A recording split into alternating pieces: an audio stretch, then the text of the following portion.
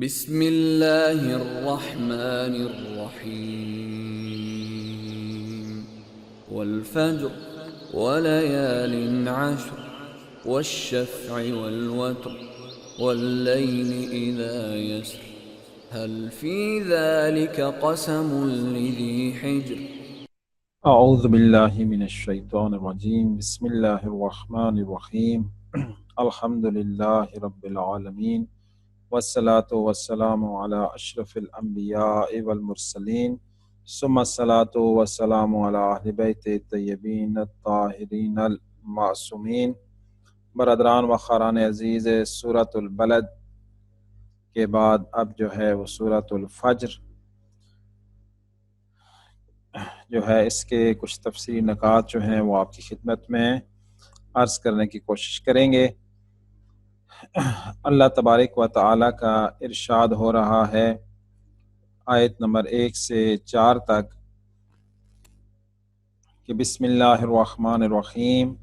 والفجر ولیال عشر والشفع والوتر واللیل اذا یسر هل فی ذلک قسم لذی حجر۔ پہلی 4 آیات میں جو ہیں وہ قسمیں کھائی گئی ہیں اور اس کے بعد جو ہے آگے مطالب شروع ہو جاتے ہیں۔ تو قرآن کریم کی قسمیں جو ہیں وہ جس طرح عرض کیا کہ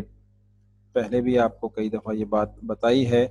کہ وہ قسمیں بھی اہم ہوتی ہیں اور ان کے بعد بتائے جانے والے مطالب بھی اہم ہوتے ہیں، جس کی وجہ سے اللہ تبارک و تعالیٰ قسموں کے ساتھ جو ہے نا وہ آغاز کرتا ہے۔ تو یہ سورہ بھی وہ ہے کہ جو قسم سے جس کا آغاز کیا گیا ہے کہ بسم اللہ الرحمن الرحیم، شروع اللہ کے نام سے جو رحمان الرحیم ہے، والفجر قسم ہے صبح کی، ولیال عشر اور 10 راتوں کی قسم، والشفع والوتر اور زوج و فرد کی قسم، واللیل اذا یسر اور رات کی جب وہ حرکت کرتی ہے دن کی طرف اس کی قسم۔ حل فی ذلک قسم لذی حجر، کیا جو کچھ کہا گیا ہے اس میں صاحبان عقل کے لیے اہم قسم نہیں ہے۔ تو سب سے پہلے اس کی فضیلت، اس سورہ کی فضیلت سے متعلق 2 روایات جو ہیں وہ آپ کی خدمت میں عرض کرتے ہیں۔ پہلی روایت پیغمبر اکرم صلی اللہ علیہ وآلہ وسلم سے ہے۔ آپ فرماتے ہیں کہ من قرأہا فی لیال عشر غفر اللہ لہ ومن قرأہا سائر الایام کانت لہ نورا یوم القیامہ، جو شخص اسے 10 راتوں یعنی اول ذی الحج سے کی 10 راتوں، ذی الحجہ کی جو 10 راتیں ہیں میں پڑھے، اللہ تبارک و تعالیٰ اس کے گناہوں کو بخش دیتا ہے، اور جو شخص باقی ایام میں پڑھے تو قیامت کے دن اس کے لیے نور و روشنی ہوگی۔ اور ایک اور حدیث میں امام جعفر صادق علیہ السلام سے ہے، فرماتے ہیں کہ سورہ فجر کو ہر واجب اور مستحب نماز میں پڑھو کہ یہ حسین ابن علی کا سورہ ہے، جو شخص اسے پڑھے گا وہ قیامت میں امام حسین علیہ السلام کے ساتھ بہشت میں ان کے درجہ میں ہوگا۔ شاید اس سورہ کے جو آخری حصہ ہے جس میں ہے کہ یا ایتھا النفس المطمئنہ، تو اس نفس مطمئنہ کے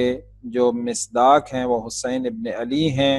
اور جو انسان مسلسل اس سورہ کو پڑھے گا تو اللہ تبارک و تعالی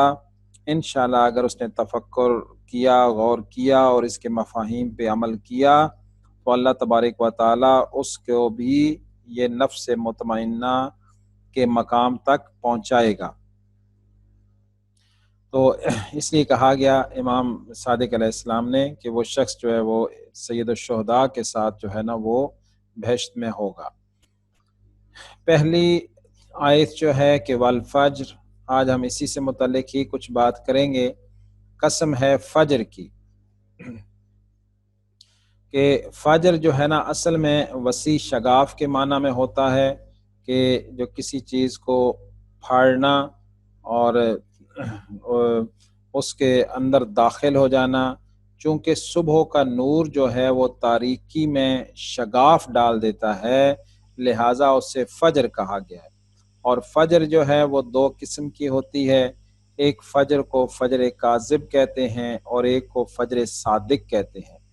فجر کاذب جب صبح کے وقت مشرق کی طرف سے ایک روشنی اٹھتی ہے، ایک نور اٹھتا ہے اور وہ سیدھے لائن کی طرح اوپر اٹھتا ہے، تو یہ ابھی وہ نور پورے آسمان پہ نہیں پھیلتا، یہ فجر کاذب ہوتی ہے۔ اور اس کے بعد جو ہے وہ روشنی مشرق کی طرف پھیلنا شروع ہوتی ہے اور پھر پورے آسمان پر اس کی جو روشنی ہے وہ نور جو ہے وہ چھا جاتا ہے۔ یہ فجر صادق ہے، یہ رات کی تاریکی کے اختتام کا اعلان ہے اور وہ نقطہ ہے جہاں سے روشنی کا آغاز ہو جاتا ہے۔ اسی وقت کو فجر صادق کہتے ہیں اور اسی وقت ہی مؤذن ممبر پہ آ کے اللہ اکبر کی صدا بلند کرتا ہے اور اذان دیتا ہے، اور اللہ کے بندے آ کے پہلا کام یہ کرتے ہیں کہ اس کے حضور سجدہ ریز ہو جاتے ہیں۔ تو یہ زندگی کی حرکت اور جنبش جو ہے وہ وجود میں آتی ہے، نیند کا اختتام ہو جاتا ہے اور زندگی کے اندر جو ہے ایک تحرک اور ایک حرکت جو ہے وہ ایجاد ہو جاتی ہے۔ لہٰذا یہ وقت اس قابل ہے کہ اللہ تعالیٰ اس کی قسم کھائے۔ اب اس کے بعد مفسرین انسان اس چیز کو پڑھتا ہے تو اس کے جو ظاہری مطلب ہیں وہ اس کو سمجھ میں آتے ہیں، لیکن جو انسان جو ہے اس میں گہرائی سے سوچتا ہے، تفکر کرتا ہے، تو اس انسان کو انہی آیات کے اندر سے ہزارہا ایسے مطالب ملتے ہیں کہ جو دوسرے لوگ وہاں تک سوچ بھی نہیں سکتے۔ تو بہرحال ایک تو فجر یہی صبح کی وقت ہے، اسی وقت صبح کی قسم کھائی گئی ہے کہ اس وقت تاریکی اختتام کو پہنچتی ہے، زندگی کی حرکت شروع ہو جاتی ہے اور جو ہے اس وقت جو ہے وہ تاریکی کے اوپر نور کا غلبہ شروع ہو جاتا ہے، جو آہستہ آہستہ بڑھتے بڑھتے مکمل تاریکی کو اس ایک قطع زمین کے اوپر سے ختم کر دیتا ہے۔ اس کے علاوہ جو اس کے اور مصادیق ہیں وہ یہ ہیں کہ ہر تاریکی کے اندر نور کی کرن کا پھوٹنا بھی فجر ہے۔ جیسے زمانہ جاہلیت کی جو تاریکیاں تھیں، کفر و شرک اور ظلم و فساد جس معاشرے میں چھایا ہوا تھا، وہاں پر نور محمدی صلی اللہ علیہ وآلہ وسلم وہاں نمودار ہوا اور اسلام کے اس نور نے اس تاریکی کے گھٹا ٹوپ اندھیرے کو برطرف کر دیا اور معاشرے کے اندر جو ہے وہ نور کو عام کر دیا۔ تو فجر وہ اسلام کا نور ہے، وہ نور محمدی ہے جس نے اس تاریکی کے اندر جو ہے وہ یہ روشنی پیدا کی اور گمراہیوں سے لوگوں کو نکال کر ہدایت کی طرف لے گیا، یعنی اسلام کا، قرآن کا یہ نور ہے۔ اور اسی طرح قیام محمدی جو رسول اللہ صلی اللہ علیہ وآلہ وسلم نے اس تاریکی کے دفاع کرنے والوں کے خلاف جو قیام کیا اور جہاد کیا، جس کے ذریعے سے جو اسلام ہے، جو نور ہے، وہ اس پورے علاقے اور پورے خطے پر جو ہے اس نے اپنی جو حاکمیت ہے وہ قائم کی اور سورج کی طرح ان میں نمودار ہوا اور وہ تاریکی کے گھٹا ٹوپ اندھیرے جو ہیں وہاں سے محو ہو گئے۔ تو ایک مصداق جو ہے اس کا وہ یہ ہے کہ قیام رسول اللہ صلی اللہ علیہ وآلہ وسلم، صرف قیام رسول اللہ ہی نہیں بلکہ اس کے بعد جتنے بھی قیام ہوئے، خصوصاً جو قیام کربلا ہے جو کہ یزیدیت اور بنو امیہ کے جو تاریک دور ہے اور اس کے جو اندھیری اور ظلمت ہے، جو ظلم و ستم سے معاشرے کو گھیرے ہوئے تھا، وہاں پر کربلا نے اور سید الشہداء نے اپنے نور، اپنے خون کے ذریعے سے اس کے اندر وہ نور پیدا کیا کہ جس نے اس بنو امیہ کے اس ظلم و ستم کی تاریکیوں کو شگافتہ کر دیا اور اس کو اس نے پھاڑ دیا، اور ان کے چہروں کے اوپر جو منافقت کے، نفاق کے جو نقاب تھے ان کو اتار دیا اور بتا دیا کہ حقیقت کیا ہے۔ تو یہ کربلا جو ہے وہ نور ہے، منارہ نور ہے، کہ جس نے اس تاریک دور میں بنو امیہ کے ظلم و ستم کے خلاف جو ہے وہ قیام کر کے وہاں فجر کو ایسا نمودار کیا کہ اس کے بعد بھی تا قیامت ایسے حسینی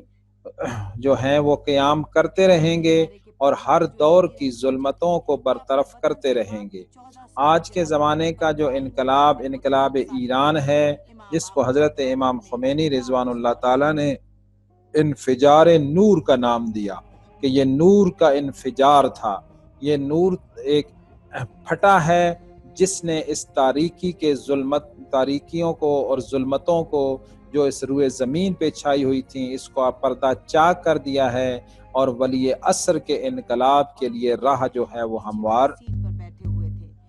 غیر ملکی نیوز ایجنسیوں نے خبر دی کہ امام کا خیر مقدم اور والہانہ و بے مثال استقبال کرنے والوں کی تعداد تو اس طرح اس انقلاب اسلامی نے اس تاریک پردوں کو چاک کر دیا، اور انفجار نور کے ذریعے سے یہ نور ایسا ابھرا کہ اس نے ان طاغوتوں اور ظالموں کے چہروں سے یہ نقاب الٹ دیا، اور ان کے پھیلائی ہوئی تاریکیوں کے اندر جو ہے وہ روشنی جو ہے وہ نمودار کی، اور انسانیت کے لیے رائے ہدایت کو ہموار کیا۔ اس کے بعد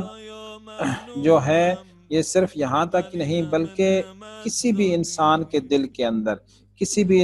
وہ انسان جو گناہوں کے اندر، خصوصاً جوان جو گناہوں کے اندر گناہوں کے گھٹا ٹوپ اندھیروں کے اندر دھکے کھا رہا ہوتا ہے، جب اس کے اندر ایمان کا نور پیدا ہوتا ہے اور اس کا وہ ایک ایسا شعلہ پیدا ہوتا ہے جو اس کے وجود کے اندر سے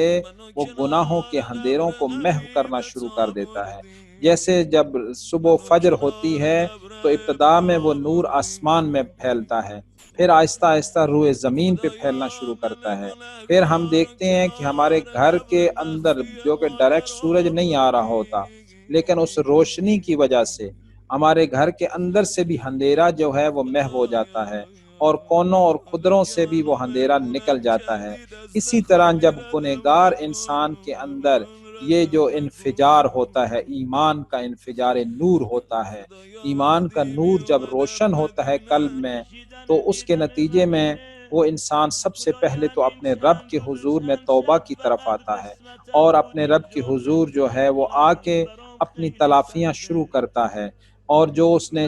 واجبات ادا نہیں کیے ہوتے، چھوڑے ہوتے ہیں، ان کو ادا کرتا جاتا ہے۔ پھر اس کا یہ جو نور ہے، جو فجر اس کے قلب کے اندر جو طلوع ہوتی ہے، یہ پھر اور اس کی ذوفشانی جو ہے وہ اور بڑھنا شروع ہو جاتی ہے، اور اس کے وجود کے اندر جیسے دن کی روشنی کے اور سورج کی اس نور کی ذوفشانی کی وجہ سے گھر کے اندر کمروں میں اور کونوں خدروں سے جو اندھیرا اور تاریکی ہے وہ ختم ہو جاتی ہے، اور ہر طرف پڑی ہوئی چیزیں جو ہیں وہ نظر آنا شروع ہو جاتی ہیں۔ اسی طرح جب ایمان کا نور قلب مومن میں روشن ہو جاتا ہے تو اس کے نتیجے میں اس کے پورے وجود سے گناہ جو ہیں وہ محو ہونا شروع ہو جاتے ہیں، وہ ختم ہونا شروع ہو جاتے ہیں، اور اس کو اپنے وجود میں پائے جانے والے ایک ایک جو ذرہ برابر بھی جو گناہ ہے نا، ان کی طرف اس کی توجہ ہو جاتی ہے، اور وہ ہر چیز کو دیکھنا شروع کر دیتا ہے۔ تو والفجر، قسم ہے فجر کی کہ وہ انفجار کی جو تاریکی کو ختم کرتا ہے، اور وہاں روشنی کا اعلان ہو جاتا ہے اور زندگی کی حرکت کا آغاز ہو جاتا ہے۔ اسی طرح جو انقلابات ہیں جو معاشرے میں آتے ہیں ان کی قسم ہے، اور اس کے علاوہ بعض نے یہ بھی کہا ہے کہ سال کے جو ابتدا ہوتی ہے یعنی محرم سے، تو محرم کی پہلی صبح جو ہے نا وہ فجر ہے، اور اسی طرح جو ایام حج ہیں اور اس میں جو عید قربان کا جو فجر ہے اس کی طرف بھی اشارہ کیا گیا ہے یہاں پر ہی، اور اس کے علاوہ جمعہ کی فجر، گویا کہ ہر وہ چیز کہ جس کے ذریعے سے وہ نور جو ہے وہ عام ہوتا ہے اور تاریکیاں چھٹتی ہیں، وہ سب کے سب جو ہے نا وہ اس نور کے، اس فجر کے مصادیق کے اندر شامل ہیں۔ اللہ تبارک و تعالیٰ سے دعا گو ہیں کہ وہ اپنے حبیب اور آل طاہرہ کی صدقے میں ہمیں جو ہے وہ اپنے اس کلام کو صحیح پڑھنے، سمجھنے اور اس پر عمل کرنے کی توفیق عنایت فرمائے۔ والسلام علیکم ورحمۃ اللہ وبرکاتہ۔ الهی بمیرم هر شهیدیم که رو زمین افتاد به اجل رفت خودش رو رسان، اما تنها جایی که به اجل نرفت یعنی نتونست بره طبق این نقل، جایی بود که صدای ناله علی رو شنید تا صدا زده و تایب علیک من السلام. بعضی نوشتن فسقط الحسین من فرسه